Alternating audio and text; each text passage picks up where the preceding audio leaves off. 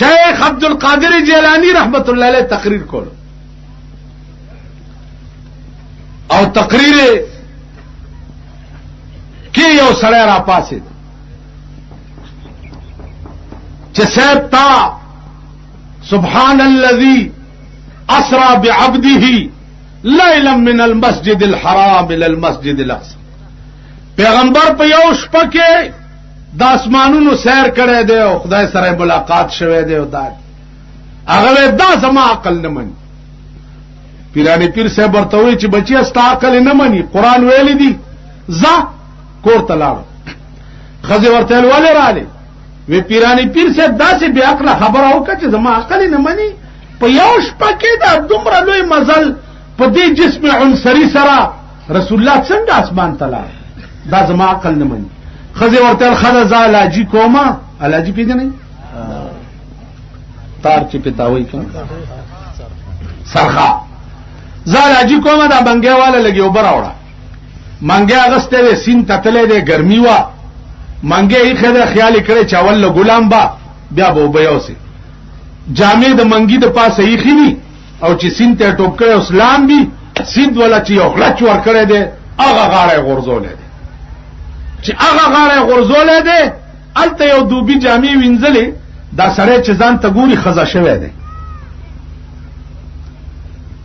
ایسې نشتا خزا ده ا دوبي چې کتب نه میګان دیو بیړا یې ورکه شدا خو خزا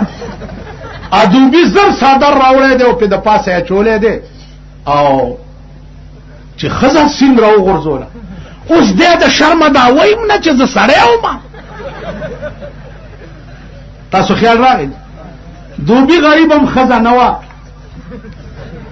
صاحبزاده محمد عمر د شپې راوسته ده غوټي په نکاح تړلې چې نکاح تړلې ده مړه 12 کال پکې تیر شوی دي او هر کال یو زوی راوړی دی کال پس به زوی کېدو 12 کال پس دا بیا سین لو بو تراغله خزا خیال کړی چې لګولم به وشو چې جامې وستې دی او سین ته کوزه شوی دا نور خزم ور سره دی له بیا سین غړچ ور کړی چې بیا غړچ ور کړی دی چې د سین ناغه غاړه وته دې څو وخت کې غاړه ته چې ځان ته ګوري سړی دی چې سړی دی چې ګوري هغه منګم پروت ته د چی خو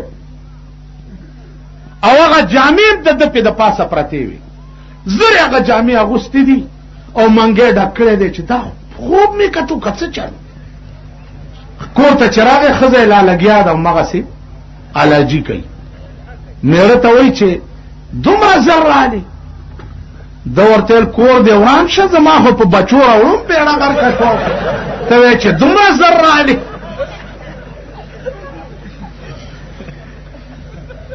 ما خو دوه بچی راوړ خزه ورته په خدای به دې قسمی سړیا چې تتلې ما دا پاغونده شروع کړي ولا دا اخلاص هم نه چې تراغلې د منګي خېده جمعات له منډه کړي دا چې جمعات له منډه کړي دا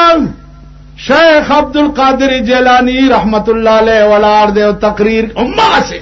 د جمعې ورځ دا امه ټیم دې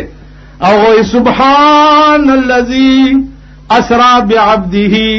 ليلا من المسجد الحرام د دلرن आवाज کو چې یا شیخ صدقتا یا شیخ صدقتا اے حضرت په خدای مې دې قسمی چې ترشتیا وې الله دسترګو پرب کې جناب محمد رسول الله اسمانونو تمبوت لشي او بیا امراوستش راوی غوښتو چې ته خوستلې وي وې دي چې نه منم دا اوس چل وې صاحب اوس نو 12 کال دا چل را سره زما عزیزانو علماء دیوبند د دې کرامتم قائل دي